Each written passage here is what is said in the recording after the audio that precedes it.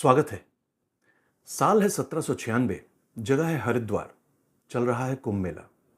और यह पहली दफे है जब किसी कुंभ मेले का वर्णन हमको पढ़ने को मिलता है।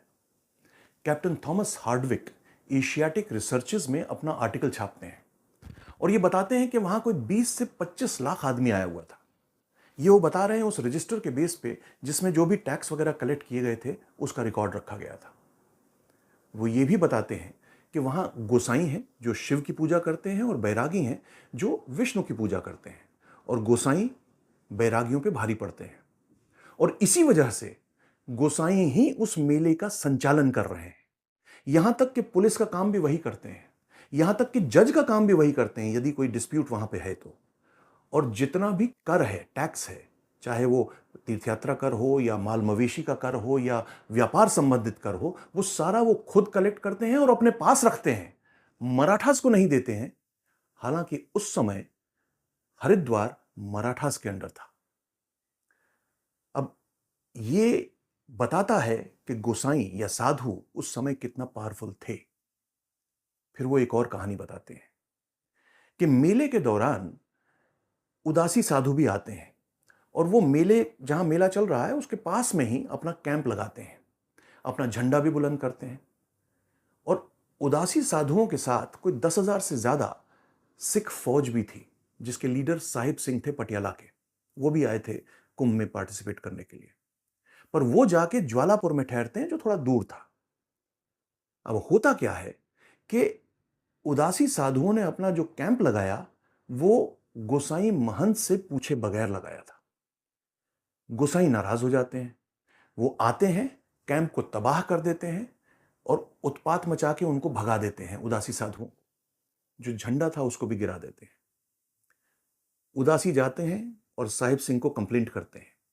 साहिब सिंह महंत को बोलते हैं कि भाई कंपनसेशन दो, और दूसरा गंगा तक जाने का रास्ता हमको साफ मिलना चाहिए, कोई तकलीफ नहीं होनी चाहिए।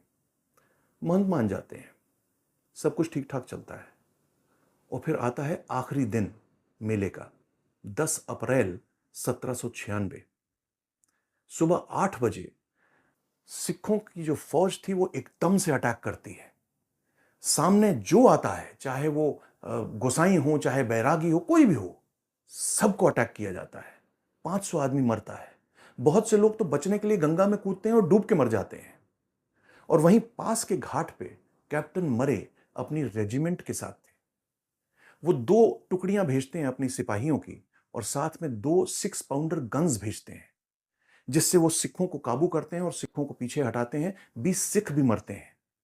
और अगले दिन तीर्थयात्री गंगा स्नान करते हैं और अंग्रेजों के लिए और ईस्ट इंडिया कंपनी के लिए धन्यवाद देते हैं और उनके लिए प्रार्थना करते हैं कि आपका बहुत बहुत धन्यवाद, आपने यहां शांति लाई।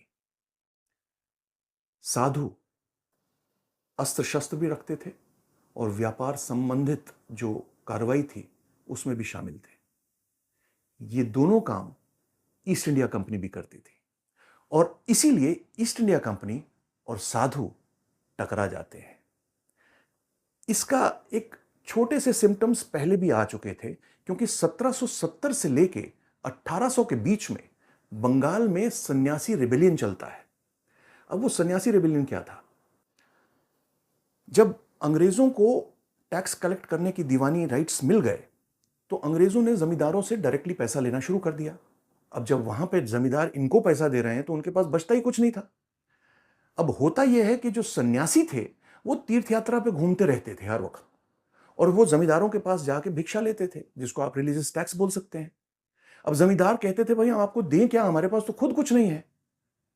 सन्यासियों को ये चोट लगी और सन्यासियों ने इसके खिलाफ रिबेलियन किया। ये छिटपुट कार्रवाई 30 साल तक चलती रही, 1800 तक, और इसको हम सन्यासी रिबेलियन के नाम से जानते हैं इतिहास में। तो अंग्रेजों को पहले ही लग गया था कि साधु जो हैं वो हमारे कंपटीशन में है, और इसी सन्यासी रिबेलियन को बेस रखा गया आनंद मठ में बंकिम चंद्र चटर्जी के उस उपन्यास में, और आपको वंदे मातरम मिलता है वहां से। पर यह कहानी कुंभ की है। अब हमें यह समझना है कि ब्रिटिश जो अंग्रेज थे उनको एक इंप्रेशन था कि साधु सन्यासी सांसारिकता को छोड़ के नहीं है, ये व्यापारी भी हैं और ये सोल्जर भी हैं, ये फौजी भी हैं, क्योंकि अस्त्र शस्त्र भी रखते हैं। तो इन्होंने, अंग्रेजों ने कानून लाए जिसके तहत इन्होंने ये कहा कि आप अस्त्र शस्त्र लेके नंगे तलवार लेके घूम नहीं सकते हैं।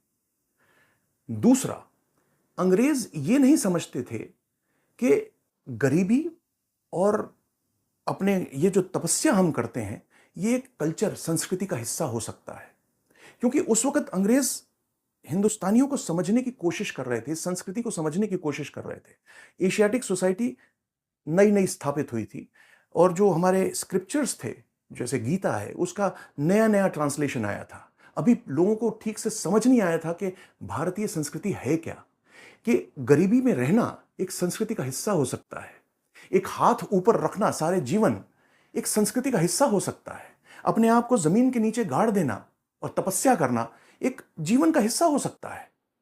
ये अंग्रेज नहीं समझते थे और ये सारा कुछ भारतीय संस्कृति का हिस्सा है। और जब एक पावर, एक ताकत जो हमको गवर्न कर रही है हमारी जीवन शैली को नहीं समझेगी, तो वो अलग तरीके के कानून बनाएगी, उस कानून से हम दुखी होंगे और लड़ाई झगड़ा तो निश्चित है। ये साधुओं को प्रताड़ना जो उन्होंने की और हम भारतीय संस्कृति को न समझ पाना, सबसे पहला कारण था कि 1857 की क्रांति जब हुई तो उसमें साधु जो क्रांतिकारी थे उनके साथ खड़े मिले। 1801 में इलाहाबाद अंग्रेजों के अधीन हो गया और उधर 1804 में सहारनपुर डिस्ट्रिक्ट मराठाज ने अंग्रेजों को दे दिया और सहारनपुर डिस्ट्रिक्ट में हरिद्वार भी था। तो 1804 तक पहुंचते पहुंचते हिंदुओं के दो पवित्र तीर्थ इलाहाबाद और हरिद्वार अंग्रेजों के अधीन हो गए थे। अंग्रेजों से पहले जब ये अवध के नवाब के अधीन थे तो डिप्लोमेटिक जो रिलेशंस थे वो अलग तरह के थे। एक एग्जांपल देता हूं। नागपुर के रघुजी भोंसले आते हैं बनारस, इलाहाबाद और गया के ऊपर तीर्थ यात्रा करने के लिए। ये कोई 1792 की बात है। आसफ उद्दौला अपने लोग उनके साथ लगाते हैं और उनकी तीर्थ यात्रा संपन्न करवाते हैं। और रघुजी भोंसले ने बहुत खूबसूरत एक लेटर लिखी है जिसमें उन्होंने उन सब लोगों की और आसफ उद्दौला की बहुत बहुत धन्यवाद बोला है और बहुत बहुत प्रशंसा की है कि आपने कमाल का काम किया, हमारी तीर्थ यात्रा संपन्न कराने का पुण्य आपको मिला है। पर जब अंग्रेज आते हैं तो वो कहते हैं कि जो हमारे साथ है उसी को हम अलाउ करेंगे तीर्थ यात्रा करने के लिए, जो नहीं है उसको हम अलाउ नहीं करेंगे। एग्जाम्पल लीजिए, 1786 में महाराजा प्रताप सिंह की जो महारानी थी वो गया जाती हैं पूजा पाठ करने के लिए, उनको रिफ्यूज कर दिया जाता है। 1809 में ट्रेवनकोर केरला, उसके दीवान पालियथ अच्चन वो बनारस आना चाहते थे, उनको रिफ्यूज कर दिया जाता है क्योंकि उनको कहा जाता है कि भाई आप हमारे साथ हैं ही नहीं, आप तो डिसिडेंट हैं, आप तो हमसे लड़ते रहते हैं हर वक्त।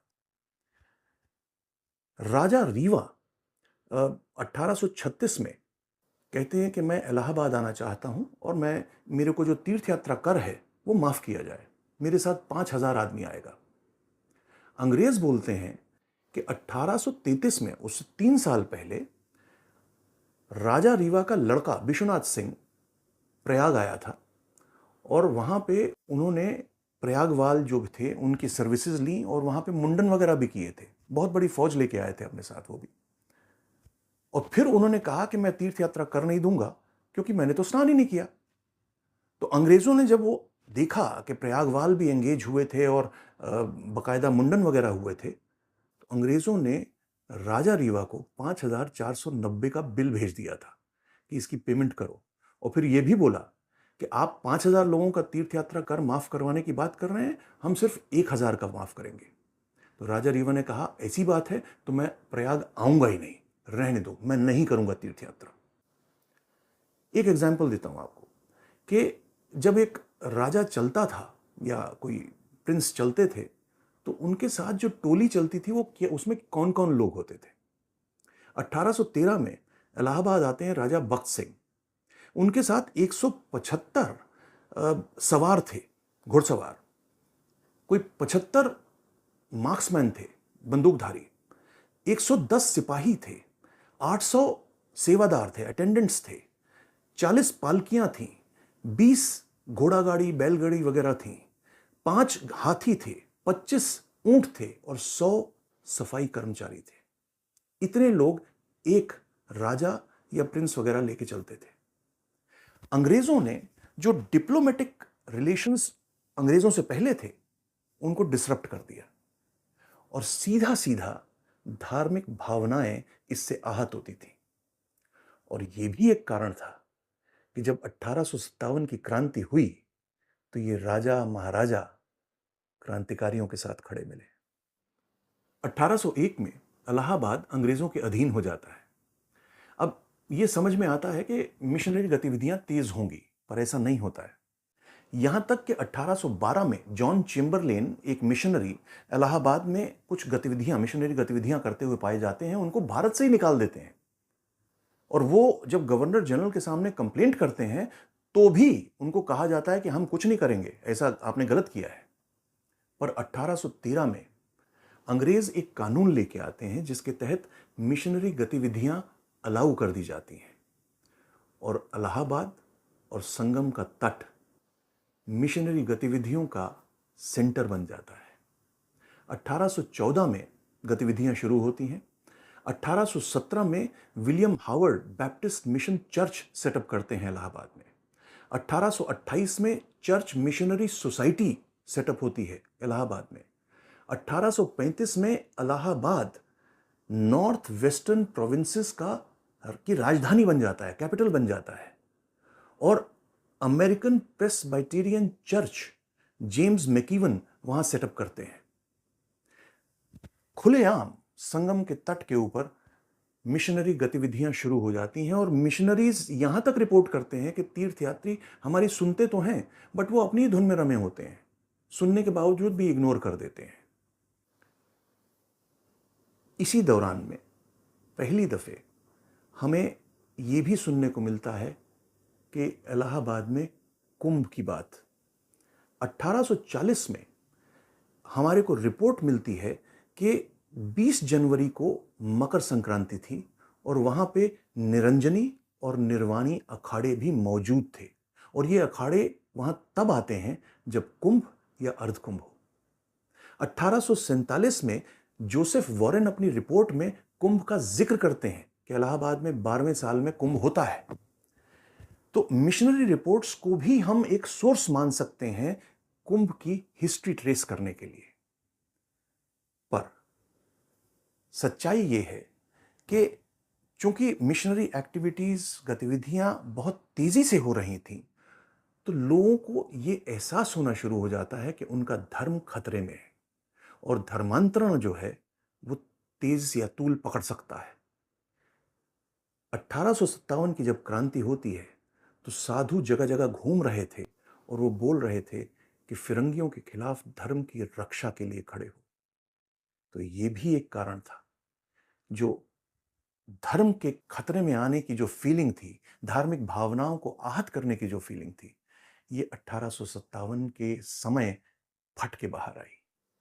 इलाहाबाद को 1801 में अपने अधीन करते ही अंग्रेजों ने पिलग्रिम टैक्स, तीर्थ यात्रा कर लगाया, 1 रुपया प्रति व्यक्ति संगम में डुबकी लगाने के लिए। और 1810 में एक कानून लाया गया जिसके तहत एक फौज की टुकड़ी इलाहाबाद के किले में स्थापित की गई, लॉ एंड ऑर्डर मेंटेन करने के लिए नहीं, पर टैक्स कलेक्ट करने के लिए और यह देखने के लिए कि कोई भी आदमी टैक्स बचाने की अगर कोशिश करता है तो उसमें कामयाब ना हो। तो टैक्स कलेक्शन और टैक्स इवेजन को रोकने के लिए वो टुकड़ी वहां बिठाई गई थी। 1813 में यह रिपोर्ट है कि माघ मेले में अंग्रेजों ने लगभग 2,21,066 रुपए कमाए थे। अंग्रेज माघ मेले को एक व्यापारिक तौर से देखते थे, पैसा कमाने के लिए देखते थे। पर 1838 तक पहुंचते पहुंचते अंग्रेजों ने टैक्स, जो पिलग्रिम टैक्स था, वो माफ कर दिया था। अंग्रेजों ने कोशिश की कि लोगों को अपने साथ लाया जाए, पर जैसा वो कहते हैं, it was too little too late. जब आप पिलग्रिम टैक्स खुद कलेक्ट करना शुरू कर देंगे, तो जो वहां तीर्थ का पुरोहित है प्रयागवाल, उसको क्या मिलेगा? तो प्रयागवाल दुखी थे।